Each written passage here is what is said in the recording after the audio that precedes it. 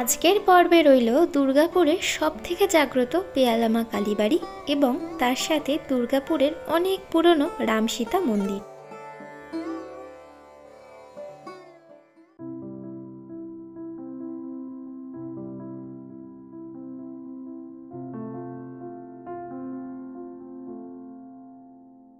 Hello everyone, তোমাদেরকে আমাদের চ্যানেলে স্বাগত। তোমরা সবাই কেমন আছো? আশা করি ভালোই আছো, আর আমরাও বেশ ভালো আছি।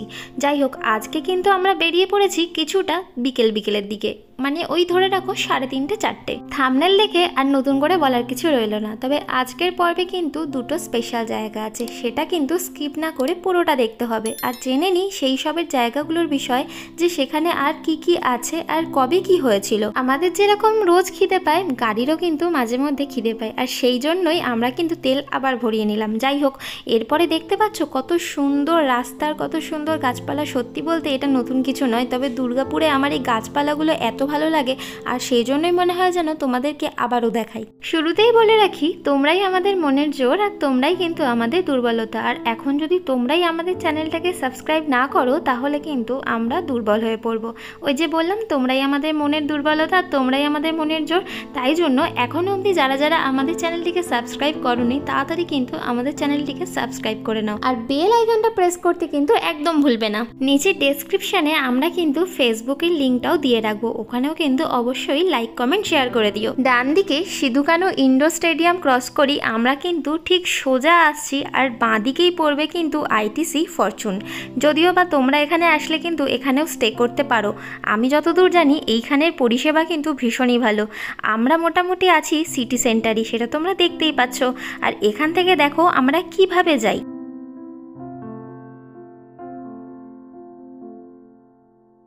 ডিএমসি মোড়ের উল্টো দিকেই আমরা কিন্তু পেয়ে যাব এত সুন্দর খোলামেলা একটা হাইওয়ে, আর এই হাইওয়ে থেকেই বাঁদিকে কিছুটা গেলেই আমরা কিন্তু পৌঁছে যাব পেয়ালামা কালীবাড়িতে। তবে এখানে আসা কিন্তু খুবই সহজ। দুর্গাপুর স্টেশন থেকে একটা টোটো বা অটো ধরে তোমরা চলে আসবে সিটি সেন্টার, আর সেখান থেকেই একটা টোটো বা অটো করেই পৌঁছে যাবে কিন্তু এই স্থানে। আমাদের ভিডিওগুলো তোমরা কোথা থেকে দেখছো সেই জায়গার নাম কিন্তু অবশ্যই কমেন্টে জানিও, যাতে তোমাদেরকে আমরা ধন্যবাদ জানাতে পারি। আর এখনো অবধি যারা যারা দুর্গাপুর ভিজিট করনি, তারা কিন্তু অবশ্যই চলে এসো দুর্গাপুরে, কারণ দুর্গাপুরেই রয়েছে কিন্তু 1000 বছর পুরনো মন্দির, যেটার ভিডিও কিন্তু আমরা অলরেডি পোস্ট করে দিয়েছি, সেটা অবশ্যই দেখে নিও।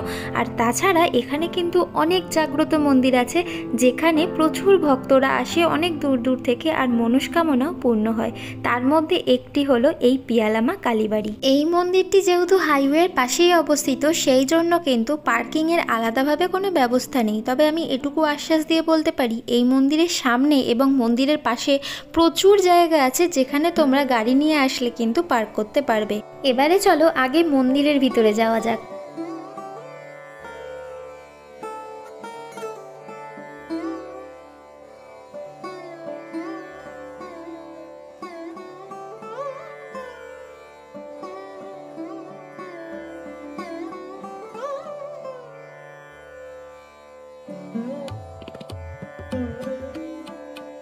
যতটুকু জানতে পারি ততটুকু থেকেই আমি বলি, 1970 সালের কাছাকাছি কিন্তু এই রাস্তায় প্রচুর অ্যাক্সিডেন্ট হতো।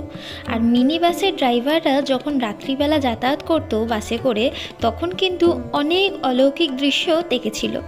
সেই অলৌকিক দৃশ্য কীরকম না, এক ভদ্রমহিলা লাল পাড় শাড়ি পরে রাস্তা পারাপার করছিল, কিন্তু সামনে এসেই হঠাৎ অন্তর্ধান হয়ে যেত, দেখা যেত না। অমাবস্যার রাতেই এই বাসের ড্রাইভাররা নিজেদের মধ্যে আলোচনা করে পুজো করিয়ে আবার ওই রাতেই কিন্তু বিসর্জন দিয়ে দেয়। তবে বিসর্জন দেওয়া হয়ে গেলেও সেই সময়কার যে পুরোহিত ছিলেন, তিনি কিন্তু মায়ের আদেশেই পরের দিন সকাল থেকে এসেই পুজো আবার শুরু করে। তো এরপরে যখন বাসের ড্রাইভাররা দেখতে পাচ্ছে যে অলরেডি এখানে পুজো হচ্ছে, তখন তারা নিজেরাই অল্প অল্প করে টাকা দিয়ে কোষ্ঠী পাথরের একটি মূর্তি দেয়। কিন্তু তার কিছু সময় পরেই এখানে কিন্তু ডাকাত পড়ে, আর ডাকাত পড়ায় সমস্ত কিছু লুট করে নিয়ে যায়, তার সাথে সেই কোষ্ঠী পাথরের মূর্তিটাও ভেঙে দিয়ে যায়। তারপরে দুর্গাপুরের বিধাননগরে একজন ভক্তকে মা স্বপ্ন দেখায় যে তাকে একটি কোষ্ঠী পাথরের মূর্তি দিতে হবে। আর যেই বলা সেই কাজ, মায়ের আদেশ কি কোনো সন্তান ফেলতে পারে না তো। সেই জন্যই সেই ভক্ত কিন্তু এসে আবার এই মূর্তি দিয়ে যান, আর তবে থেকেই কিন্তু এই মূর্তিটি এখানেই প্রতিষ্ঠিত। শোনা যায় এই মন্দির ভীষণ জাগ্রত। অনেক দূর দূর থেকে ভক্তরা আসেন এই মন্দিরে পুজো দিতে, আর তার সাথে নিজেদের মনস্কামনা পূরণ করতে। আর মনস্কামনা পূরণ করার জন্য এই গাছেই কিন্তু বিশ্বাসের সঙ্গে একটি করে ঢিল বেঁধে দিয়ে যায়, সেটা তোমরা দেখতেই পাচ্ছ।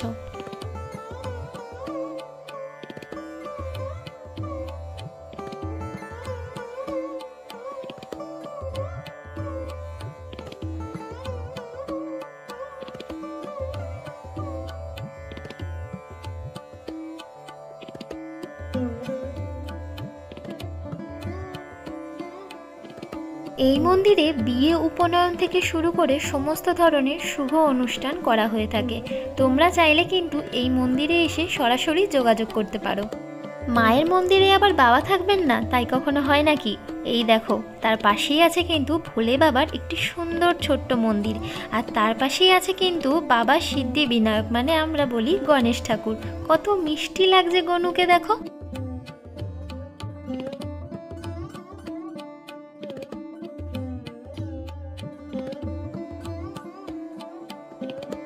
ভোলেনাথের মন্দিরের পাশেই আছে বাবা বিশ্বকর্মার সুন্দর একটি মূর্তি প্রতিষ্ঠান। তোমরা যারা যারা এখনো আসোনি তারা কিন্তু অবশ্যই এই মন্দিরে এসে একবার হলেও পুজো দিয়ে যেও। তোমাদের মনে এমন যদি কোনো রকম ইচ্ছে থেকে থাকে যেটা এখনো অবধি পূরণ হয়নি, সেটার জন্য কিন্তু তোমরা এখানে বিশ্বাসের সঙ্গে ভক্তি দিয়ে একটা ঢিল বেঁধে দিয়ে যেতে পারো। আমার মনে হয় তোমাদের সেই ইচ্ছে অবশ্যই পূরণ হবে। এরপরে কিন্তু আমরা মন্দিরের একটু বাইরের দিকে যাব, মানে একদম পাশেই, আর সেখানে দেখো কি আছে।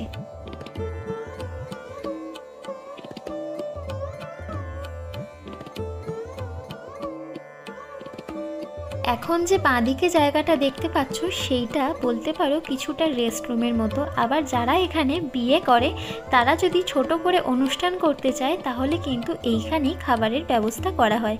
তবে এখন আমরা যে যাচ্ছি এখানে কিন্তু বহু মানুষ বাইরে থেকে এসে রেস্ট করছে।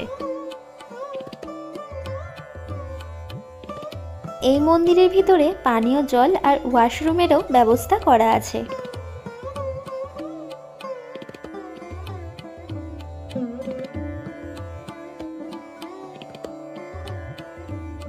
আমরা কিন্তু বাইরে থেকে আবার মন্দিরের ভিতরে ঢুকছি, তার কারণ সেটা দেখতেই পারবে কেন।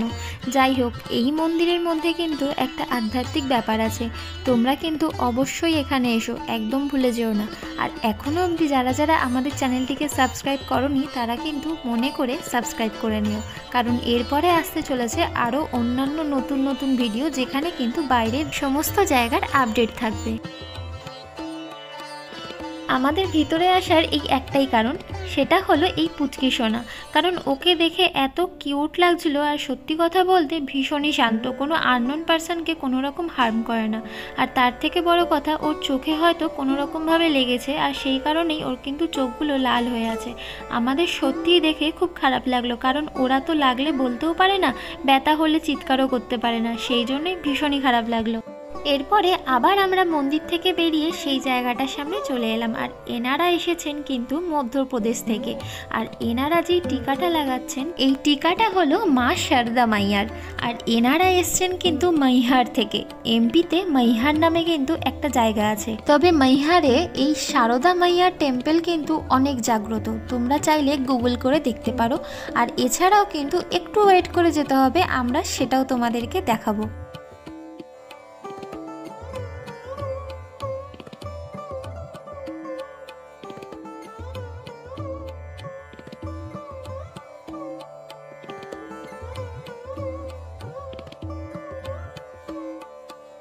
এনারা এসেছেন সেই মধ্যপ্রদেশ থেকে হেঁটে হেঁটে, আর সামনে যে গরুটি রাখা আছে ওনারা কিন্তু এই গরুটির সাথেই কিন্তু গাড়িটাকে নিয়ে এসেছে। যাই হোক, এত কষ্ট করে এসেছে, এনাদের জার্নি যেন সফল হোক। এবার কিন্তু আমরা এই মন্দির থেকে বেরিয়ে আরেকটা পুরনো মন্দিরে যাচ্ছি। সেটা কোথায় সেটা তো থাম্বনেল লেগে বুঝতেই পেরেছ, দুর্গাপুরের রামসীতা মন্দির। আর বিধাননগর রামসীতা মন্দিরে কিভাবে আসবে সেটাও কিন্তু খুব সহজ। দুর্গাপুর স্টেশন থেকে যে কোনো টোটো, অটো বা ট্যাক্সি ধরে কিন্তু তোমরা বলতে পারো যে বিধাননগর রামসীতা মন্দির যাব। যে কোনো মানুষ কিন্তু এই মন্দিরে তোমাদেরকে খুব সহজেই পৌঁছিয়ে দেবে। চলো এবারে বিধাননগরের সেই মন্দিরের উদ্দেশ্যে যাওয়া যাক, আর দেখা যাক সেখানকার মূর্তি কত সুন্দর আর মন্দিরটাও কত সুন্দর। যদিও বা আমার এখানে ফার্স্ট টাইম, আমিও তোমাদের সাথে বলতে পারো প্রথমবার যাচ্ছি। আর তোমরা নেক্সট ডেস্টিনেশনে আমাদেরকে কোথায় দেখতে চাও সেটা কিন্তু কমেন্টে অবশ্যই জানিও। এইটার নাম হলো দুর্গাপুর এক্সপ্রেস হাইওয়ে। একদম সোজা গেলে কিন্তু কলকাতা, আর পিছনের দিকটায় গেলে কিন্তু দিল্লি। তোমরা কে কে যেতে চাও দিল্লি সেটা কিন্তু অবশ্যই জানিও, সেই বুঝে কিন্তু আমরাও পিছনের দিকে রাস্তাটায় টার্ন নেব। এখন কিন্তু কলকাতাকে সাইডে রেখে আমরা একটু বাঁ দিকে ঘুরেই কিন্তু বিধাননগরের দিকে ঢুকে পড়লাম। আরেকটা কথা তোমাদের তো বলাই হয়নি, আমাদের কিন্তু ইনস্টাগ্রামে একটা নতুন অ্যাকাউন্ট খোলা হয়েছে। তোমরা চাইলে কিন্তু ওখানেও ফলো করে রাখতে পারো, সেটার লিঙ্ক কিন্তু আমরা ডেসক্রিপশানে দিয়ে রাখবো। আমরা কিন্তু প্রায় কাছাকাছি চলে এসেছি। বাদিকে কিন্তু প্রচুর চায়ের দোকান, আমার তো চা খেতে ভীষণ ভালো লাগে, চা না হয় একটু পরেই খাবো। ডান দিকে যে রাস্তাটা যাচ্ছে সেটা হলো পিসিবিএল কলোনি।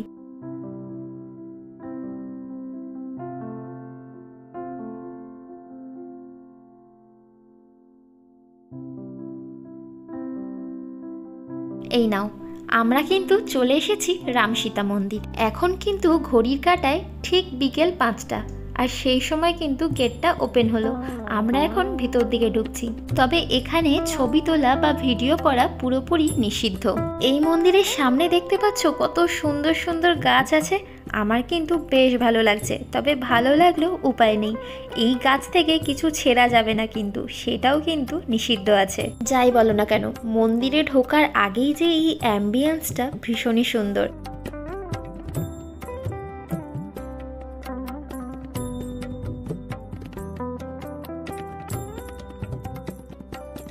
এই মন্দিরের বিষয়ে এইটুকুই জানতে পারলাম যে মন্দিরটি আনুমানিক প্রায় 100 বছর পুরনো, আর এই মন্দিরটি পুরোপুরি শ্বেত পাথর দিয়ে নির্মিত, সেটা তোমরা দেখতেই পাচ্ছ।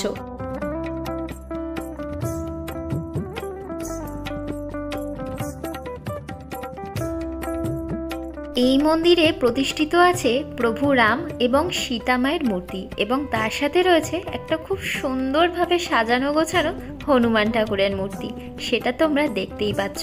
আর এই শ্বেত পাথরের গায়ে কিন্তু খুব সূক্ষ্ম করে কাজ করে রাখা আছে, আর সেটাই কিন্তু আমি বারবার দেখছিলাম যে একটা মানুষের মনে কতটা ভক্তি হলে, কতটা শ্রদ্ধা হলে এত সুন্দর সূক্ষ্ম কাজ করতে পারে। চলো এবারে মন্দিরটা ঘুরে দেখা যাক।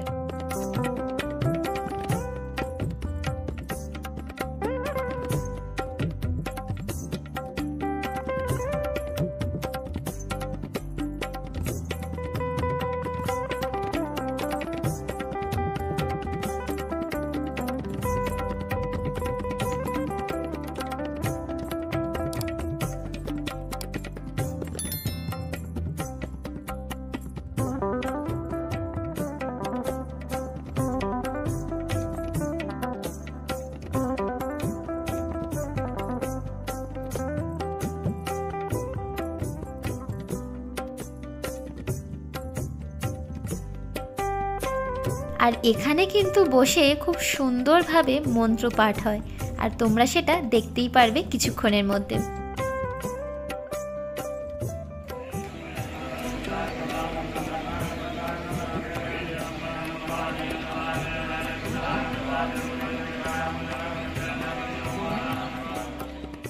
আজকাল কিন্তু কাক খুব কমই দেখতে পাওয়া যায়, তবে গাছটার উপরে কিন্তু অনেক কাক ঘুরছিল, আর সেটা এখানে আসার পরই দেখতে পারলাম। যাই হোক, এবারে কিন্তু আমরা বাড়ির দিকে রওনা দেব বলে বেরোলাম। দুর্গাপুরে আজকে কিন্তু দুটো জায়গা তোমাদেরকে ঘোরালাম। কেমন লাগলো জায়গাগুলো সেটা কিন্তু অবশ্যই কমেন্টে জানিও। এরকম আরও অনেক জায়গা ঘোরার জন্য আমাদের চ্যানেলটিকে কিন্তু অবশ্যই সাবস্ক্রাইব করে রেখো, তার সাথে বেল আইকনটা প্রেস করতে কিন্তু একদম ভুলবে না। আমার কিন্তু এখন বেশ একটু খিদে পাচ্ছে, তার সাথে বাবাইয়েরও কিন্তু খিদে পাচ্ছে। চলো বাইরের দিকে যাওয়া যাক আর দেখা যাক কোনো খাবারের দোকান আছে কিনা। খাবারের দোকান দেখার আগেই দেখি এত সুন্দর বাচ্চাদের খেলনার জিনিসপত্র বিক্রি হচ্ছে, তবে আমি বাচ্চা নই, তবুও বেশ ভালো লাগছে। এখান থেকে বেরিয়ে কিন্তু তোমরা পেয়ে যাবে বেশ করে মাখা ঝালমুড়ি, তবে তোমরা যারা ঝাল খাও না তারা লঙ্কা নাই খেতে পারো। তার সাথে পেয়ে যাবে কিন্তু এই যে এত ধরনের খাবারের দোকান, তার পাশেই কিন্তু রয়েছে ফুচকা স্টল। পাশেই ফুচকা স্টল থাকতেও আমরা কিন্তু আজকে ফুচকাকে ইগনোর করে সোজাসুজি চলে যাব চিকেন প্যান্থ্রাসে। আমার কিন্তু এটা ফার্স্ট টাইম খাওয়া হবে চিকেন প্যান্থ্রাস, আমি এর আগে কিন্তু কখনো খাইনি। তোমরা কারা কারা খেয়েছো আমাকে কিন্তু সেটা অবশ্যই জানিও। আর দেখতে পাচ্ছ কত সুন্দর করে গরম গরম করে ভেজে দিল, আর সত্যি বলতে খাবারের টেস্টটা অসাধারণ ছিল। আজকের ভিডিওটা এই অবধি, দেখা হচ্ছে নেক্সট ভিডিওতে। টাটা।